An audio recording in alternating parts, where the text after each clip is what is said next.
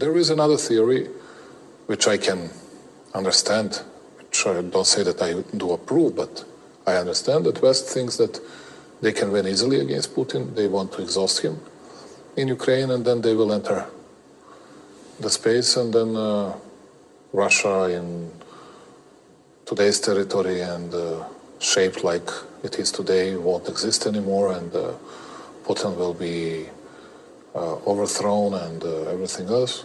Yeah, maybe that's possible, but do you think that is possible? Is it possible to use Ukraine to weaken Russia? Well, it weakened Russia anyway, but is it enough to destroy Russia and to overthrow Putin? I don't believe so. In today's Europe, they all act like big heroes, but they did not say to their people that they will pay a very big price. This is my video update on this Wednesday afternoon, June the 17th. Just kidding. Just kidding. It is Monday, June the 17th. And yesterday I said it was Thursday, June the 16th. I don't know why I thought it was Thursday, to be quite honest. I don't know. Maybe it's that Zelensky number 5 is getting to me. Anyway, let's talk about some news on this Monday midday, June the 17th. Just another manic Monday. I wish it was Sunday.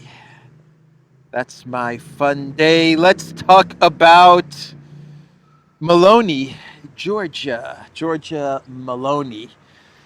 And in my video yesterday, I had as the intro, Meloni speaking at the Swiss Peace Conference. And the video translation as well as the subtitles indicated that Meloni had said that if Russia doesn't agree to our terms, we will force them to surrender. And this video went viral, and it was mocked and laughed at, because obviously Meloni telling all of the participants at the Swiss Peace Summit that she is going to make Russia surrender if they don't agree to the collective West terms. Well, that's pretty funny.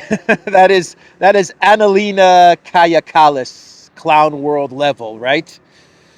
Well, we now have the transcript from the Italian government, which refutes this translation and these subtitles from the Meloni speech yesterday in Switzerland.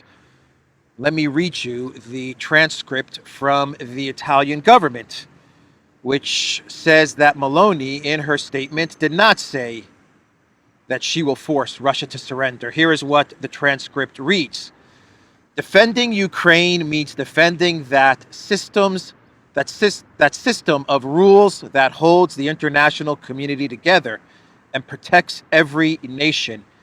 If Ukraine had not been able to count on our support and therefore would have been forced to surrender, today we would not be here to discuss the minimum conditions for negotiation. We would be just discussing the invasion of a sovereign state, and we can all imagine with what consequences. So according to the official Italian government transcript of Meloni's statements in Switzerland, she said if Ukraine had not been able to count on our support and therefore would have been forced to surrender. So she was saying that Ukraine would have been forced to surrender and not that Russia will be forced to surrender. Quite a big difference from the translation and the subtitles that went viral on social media to the transcript from the Italian government. I tend to believe the official transcript. It's the official transcript from the Italian government. Defending Ukraine means defending that system of rules that holds the international community together and protects every nation. If Ukraine had not been able to count on our support and therefore would have been forced to surrender, today we would not be here to discuss the minimum conditions for a negotiation. We would be just discussing the invasion of a sovereign state, and we can all imagine with what consequences. The statement that she will make Russia surrender is fake news. Bad translation, bad subtitles, and bogus. So I just wanted to update everybody on that. And let's stick with the Swiss Peace Summit. Swiss Peace Summit. And let's first say that after the first day, Kamala Harris took off.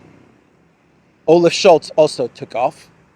They didn't stick around for day number 2, and they just went back to the U.S., back to Germany. Olaf Scholz said that he had some sort of SPD party meeting that he had to get to, and I don't think Kamala said why she left after she gave her speech. She basically read her script, got on a plane, and took off, and Jake Sullivan stuck around. Not even Kamala said she's going to hang out in Switzerland. Not even Kamala. And Olaf Scholz the same. Olaf Scholz said, I'm Audi 5000. I'm not going to stick around hanging out with these guys. Nope. This is a loser. This is a loser event. I'm gone. This thing is a complete debacle. I'm out of here. That's Olaf Scholz basically saying this event is a complete disaster, complete debacle. I'm out of here.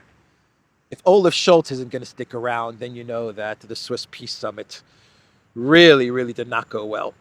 And we did get a communique at the end of the event, very watered down, talking about territorial integrity, talking about food security, nuclear security, and stuff like that.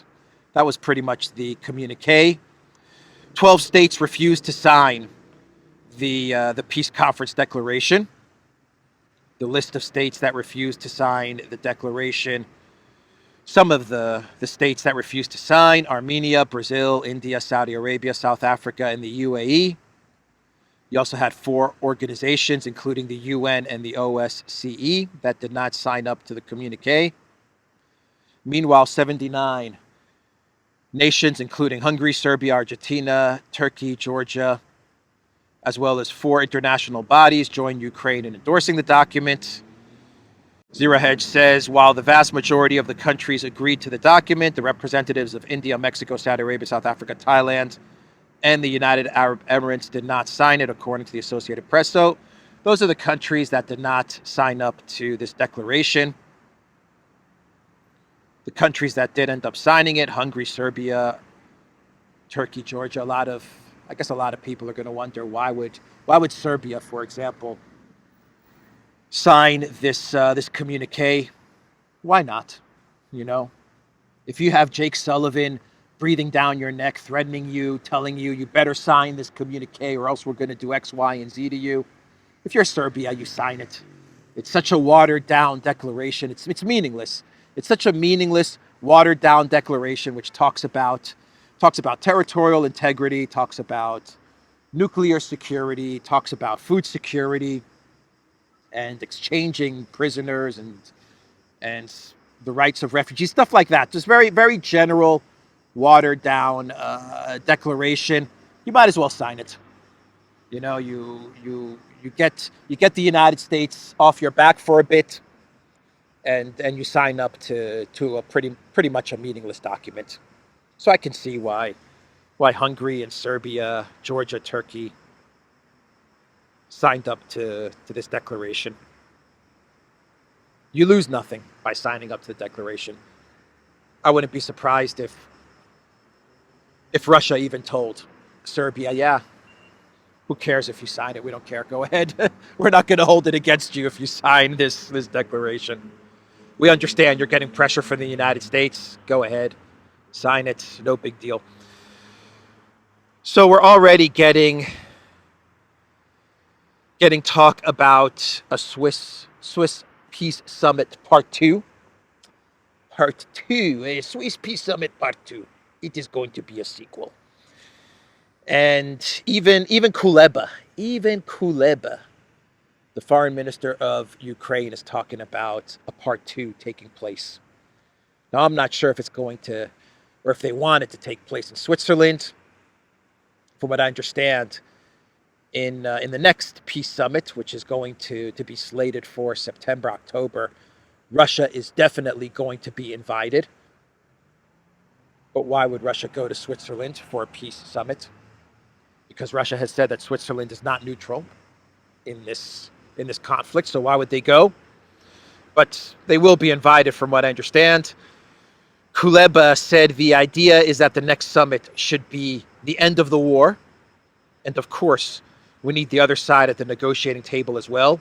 It is obvious that both sides are needed to end the war. Our job is to ensure that Ukraine is in the strongest position at that time. Kiev's top diplomat stated. He claimed that Ukraine understands perfectly well that the moment will come when it will be necessary to talk to Russia. It sounds to me like they're just buying time with all of these summits. That's what it sounds to me like. Just a mechanism to buy time. That's why they're going to hold a second summit. And even if they do invite Russia, what kind of a negotiation can you have at a summit with 50 other countries or 100 other countries or 20 other countries? Russia needs to be at the negotiating table with the United States. And if the United States wants to invite Ukraine, that's also fine. But I mean, the whole conflict is going to be resolved, or can be resolved, with Russia sitting across the table from the United States. Period. That's how you solve this conflict. Now, if you want to have a conference and an event and invite Russia to discuss what's happening with the conflict and get everyone's position, that's fine. I don't see why Russia should not show up to a conference if it's held at a location which is neutral, Dubai or something like that. Then yeah, have an event, talk about the conflict, get everybody's position. But you already have that. You already have that venue. It's called the United Nations. So why do you need to create a whole nother event to go over all these things? You have it at the United Nations.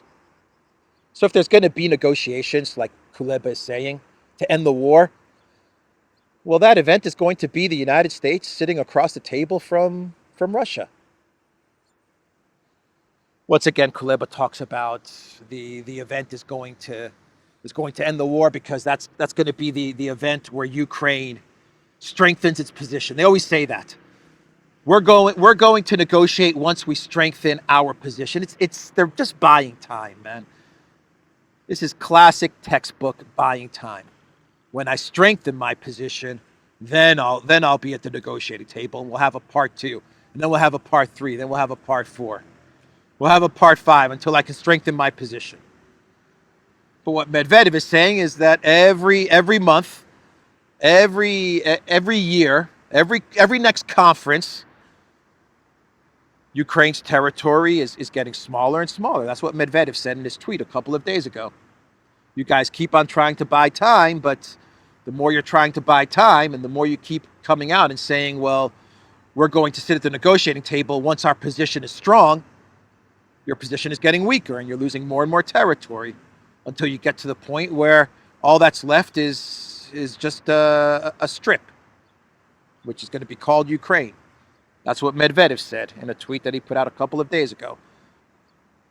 Ukrainsky Pravda, they put out an article saying Switzerland seeks discussing peace summit with Russia and China. Switzerland intends to discuss the peace summit with Russia, as well as with China and other countries that did not participate in it. The Swiss foreign minister said. And what are you going to discuss with Russia and China that they don't already know? Switzerland trying to do some damage control, because you want to know who was outside of Ukraine and Zelensky, and even parliament members, even in the Rada, they've come out and they've said that the big winner in all of this was Russia and the big loser was Ukraine. Even parliament members in the Rada have said this. But you want to know who the other big loser in all of this was? In this whole Swiss peace event? Switzerland, of course. Switzerland came out the big loser because this was an embarrassing event to hold. So now they're trying to do some damage control. We're going to talk to Russia and China as well. Okay, whatever.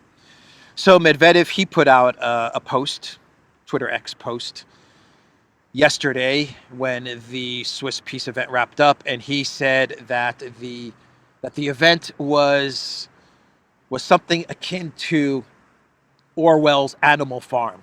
That's what he said. It was like Orwell's Animal Farm. He also said that the event was all about legitimizing Zelensky. That's what the whole thing was about. Making Zelensky look like he's the legit president of Ukraine. I've been saying this for a good month now, so it's good to see that Medvedev is on board with my thinking. And what else did Medvedev say? Let me pull up his tweet. I think I have it bookmarked here somewhere. I think he called Trudeau a blockhead. He didn't mention Trudeau by name, but I think he called him a blockhead. Yeah, he said first he said that the two things that were interesting, the two moments of interest, he said, from the entire event was the absence of Biden, but he called him something else, something a lot meaner. But he said that was interesting, that Biden didn't show up. By the way, Biden, video has come out of Biden in California at an event with Obama and I believe Jimmy Kimmel. Is that Jimmy Kimmel in those videos? So he ditched this entire event, Biden, so that he could hang out, I believe, in LA or some fundraiser in California or Los Angeles with Obama, and I believe that is Jimmy Kimmel. That's what he ditched. This entire peace conference that the United States set up, that they've been setting up now for about a year and a half, that Sullivan and the State Department have been putting together. And Biden ditched it so he can hang out with Obama in California. And videos come out of the event of Biden and Obama and Kimmel. So Medvedev said the one interesting moment is the fact that Biden was a no-show. I would also add in there the fact that Kamala, Biden's replacement, took off right after she gave her speech. Right after she gave her speech, Audi 5000, she's gone. And then he said the other interesting moment was the Canadian blockhead who made everyone happy with an NAZI Bandera greeting. That's the other moment of interest. Medvedev did say that Trudeau should be credited, however, with a Freudian slip as he demanded to bring the Ukraine to justice. I don't understand why Medvedev, in all of his posts now, puts Ukraine. Does someone in the comments know why he puts that in there? I haven't figured that out yet. I don't know. Medvedev ended his post by saying, all in all, the Alpine Peace Summit has proven bullshit organized with the money of the unfortunate taxpayers. Yeah, that's true. Organized with the money of the taxpayers, as is the entire Project Ukraine. Organized with the money of the taxpayers, or the printing of the money. That's the entire Project Ukraine, Mr. Medvedev. Anyway, another long post from Medvedev, but it's always interesting to read his posts. So here's an interesting theory. Let me throw out an interesting theory rumor that a friend of mine sent me, which I think could have some merit, because I've been saying this for a while now as well. I've been saying this for about a month, and it has to do with Yermak. Zelensky's business entertainment lawyer, who is now his number two. I don't know if Podolyak, I think Podolyak is Zelensky's number two. He's like his best buddy. Podolyak. I think Podolyak's like his best buddy. But Yermak is like the guy he's like Zelensky's number two that's running the show. Right? And I've been saying this for a while now, that Yermak is trying to position himself to become the leader of Ukraine. And there are forces in the United States that want Yermak to become the leader of Ukraine. I talked about this when I saw that Yermak was put on Time's list of the 100 most influential politicians, and Zelensky was left off the list, and Yermak was placed on the list. And Yermak's been getting a lot of publicity and a lot of press about being the guy that's making the decisions, and the real point of power in Kiev starts with Yermak. Anyway, one of the rumors, one of the theories, is that yes, this conference was about soothing Zelensky's fragile ego and his worries that he's the illegitimate president. And so one of the main reasons of the conference was to calm Zelensky down, and for Zelensky to be seen with all of these world leaders, so that he could appear to be the legitimate president back in Kiev, and remove some of the coup pressures. But another rumor is that Yermak used the conference to build up his power. It displays Zelensky's insecurity, his illegitimacy insecurity, the conference. But Yermak, being at the conference, builds up his power, and builds up the reality that he's the one that is really making the decisions. From what I understand, Yermak held a lot of bilateral meetings. Some of the meetings, rumor has it, Zelensky didn't even show up. It was just Yermak with other world leaders in bilateral talks. And so Yermak used the conference to further his position as the successor to Zelensky. That's an interesting rumor. I could buy into that. It's just a rumor. It's just gossip. But I could definitely buy into that.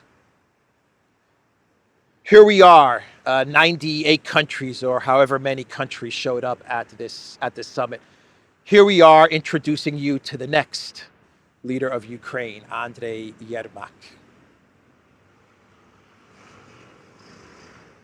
I can definitely see that. Anyway, just a rumor. Do not take this as factual, real news. So let's move on now and talk about this article from antiwar.com. And it references a quote made to the AFP, a NATO quote made to the AFP news agency. So Antiwar put out an article with the title, NATO, 500,000 troops on high readiness for war with Russia. Officials say the alliance now has hundreds of thousands of soldiers ready to deploy to fight Russia within a month. And the article goes on to say that on Thursday, a NATO official told the AFP that member states have 300,000 soldiers ready to deploy for a conflict with Russia in the space of 30 days. The offers on the table from allies comfortably exceed the 300,000 that we set, the official said. Those are forces which allies have said to us they are available to you as of now at that level of readiness. NATO Chief Stoltenberg said the number of NATO soldiers at high readiness is significantly greater than the 300,000 benchmark. Allies are offering forces to NATO's command at a scale not seen in decades. Today, we have 500,000 troops at high readiness across all domains, significantly more than the goal that was set at the 2022 Madrid summit, he said on Friday. So what do you guys think of this statement to the AFP from NATO? They claim they have 300,000 soldiers ready to go Available to you as of now. Available to you as of now. Interesting use of words. And that number can reach even beyond 500,000, according to Stoltenberg.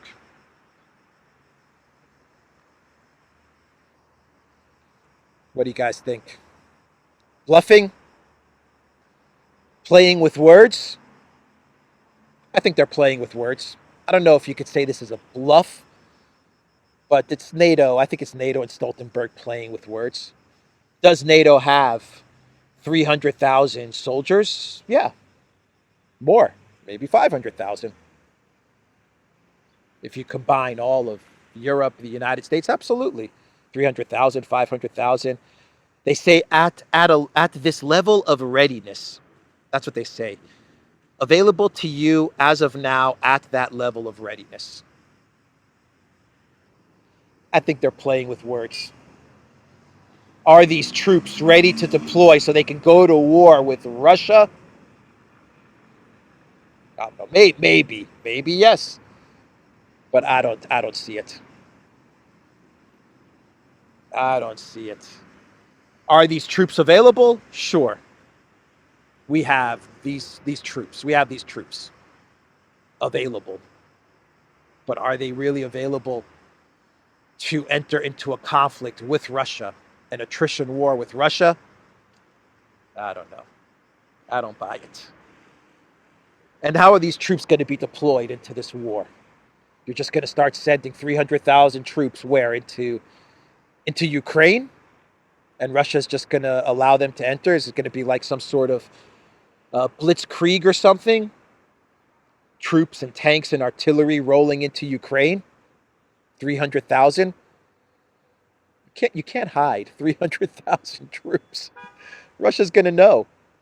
Russia's going to absolutely know if and when they're on the move, and if they're even ready to deploy. I mean, are they ready to deploy, or are they just available in all the various countries of NATO and the United States? Anyway, that was an interesting article. A lot of people are talking about it.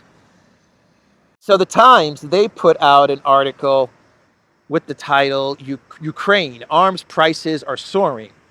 We need 800 billion pounds to beat Putin.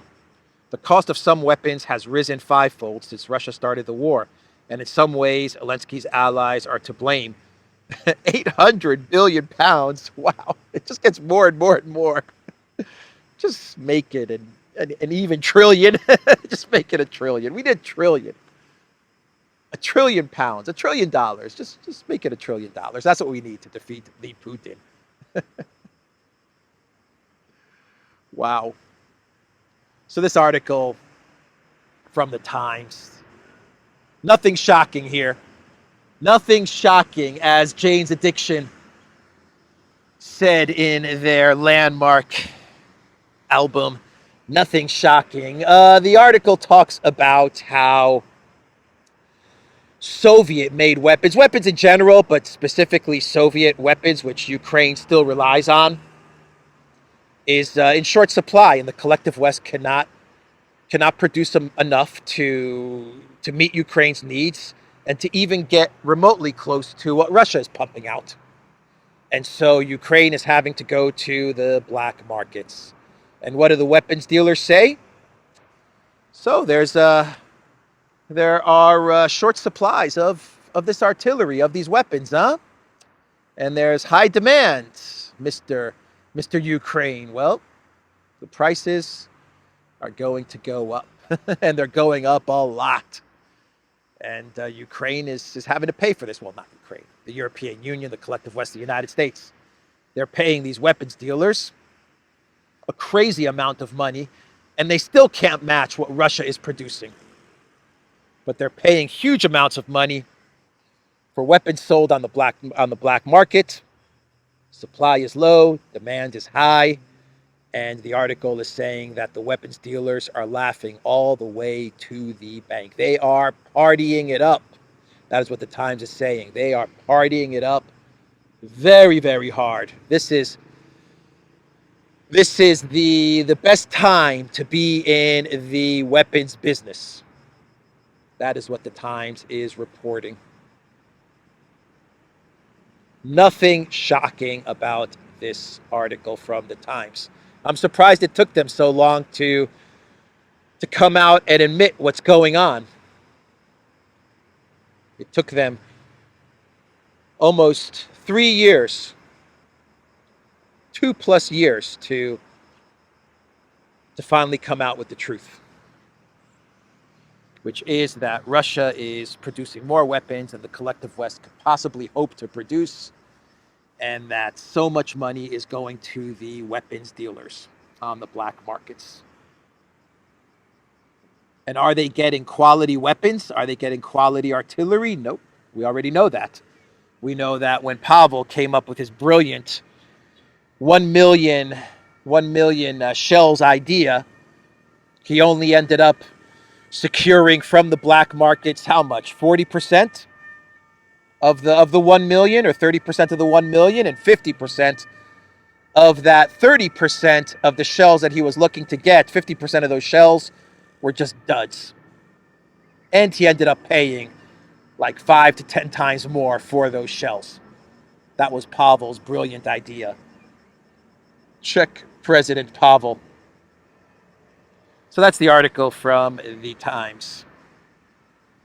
And now Ukraine needs, according to UK analysts, Ukraine needs 800 billion pounds. Some analysts are saying at least 300 billion, maybe 500 billion, just whatever.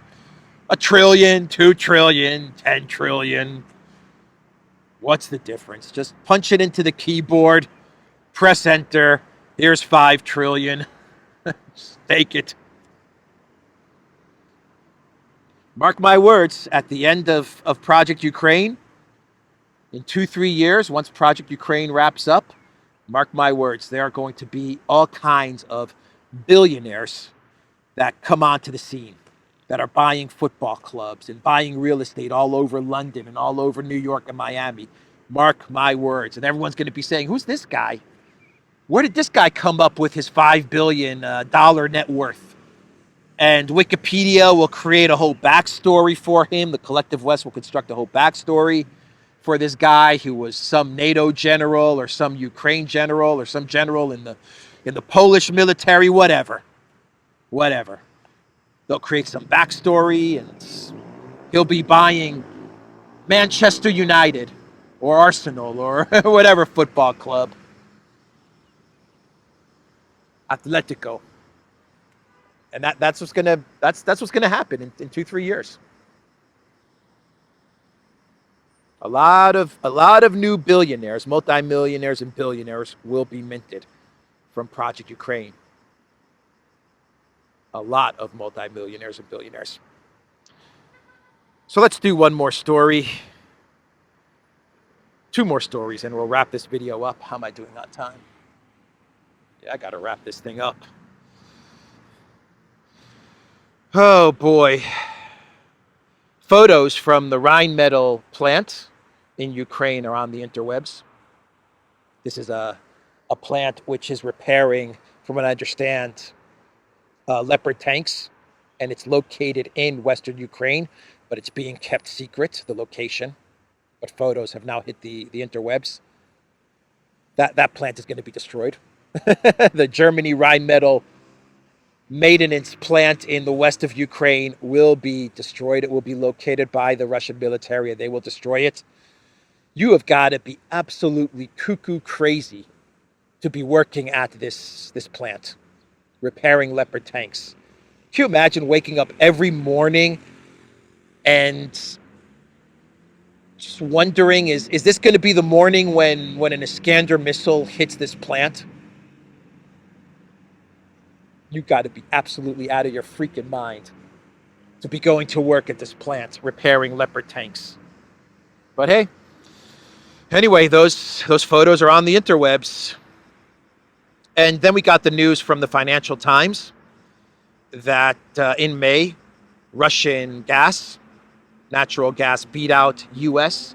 gas to Europe. 15% of the gas into Europe was Russian. and 14% was from the U.S. From what I understand, the U.S. gas fell in May because there was some disruption at a facility in the U.S. But Russian natural gas, once again, number one in Europe. Number one. A lot of the gas coming from Turkstream. Turkey is going to control the natural gas into Europe. How about that? You went from getting your natural gas to Russia, from Russia being in control, and now it's going to be Erdogan and Turkey that is going to control the natural gas into Europe, or a part of the natural gas into Europe via Turkstream. Kingmaker, Erdogan. He has been made the king of natural gas into Europe. Erdogan. How about that? Well played, Turkey. Well played. So that was the news. Has this thing been sitting all this time? Anyway, I hope not. That was the news with the Financial Times. Those sanctions are really working. Maybe Cameron, he said he's going to hunt down Russian businesses. Maybe he can start hunting down all of the countries in Europe that are importing Russian gas. Lord Cameron, maybe he can start with Turkey and Turkstream. Cameron, I'm going to hunt down all the Russian businesses that are operating in the collective West. Well, I think, Cameron, you have a starting point. And finally, let's do one more story before I get to a quick clown world. We have the Biden-Trump debate rules, which have been revealed. The debate will be at CNN studio in Atlanta, Georgia on June 27th. Moderating the debate will be Jake Tapper and Dana Bash. No studio audience will be present. CNN released a host of further details on Saturday. According to the network, both candidates will stand at podiums chosen by a coin toss and will not be allowed any props or pre-written notes. Biden and Trump will both be given a pen, a pad of paper, and a bottle of water. Okay. Each candidate's microphone will be muted while the other speaks, and the 90-minute debate will be punctuated by 2 commercial breaks during which Biden and Trump are forbidden from interacting with their campaign staff. In other words, a very tightly controlled debate. Very tightly controlled. That's no fun. That is no fun at all. And if I had to take a guess, I would guess that these were the terms that the Biden White House put out there. They need to make sure everything is very tightly controlled for Biden so he can get through this debate. Yeah. So that's the Biden-Trump debate. I wonder what they're preparing Biden with, what they're pumping up Biden with as he prepares for this June 27th debate. You gotta wonder what are the doctors putting together? If I could just be there, just to see what they're putting together, how they're doing it to get Biden through the 1 or 2 hours of a debate with Trump. Oh boy, the miracle of modern medicine. Anyway, let's do a quick clown world and we'll wrap this video up. So Rod Stewart was giving a concert in Leipzig, Germany, and he was singing Rhythm of My Heart, and a huge, giant video display of Zelensky popped up, and Rod Stewart paid tribute to the man in a green t-shirt. Oh my God, look at that huge video display of Zelensky. My God. Just what everyone wants to see when they go to a rock concert, a giant video display of Zelensky. Oh boy. And he was booed.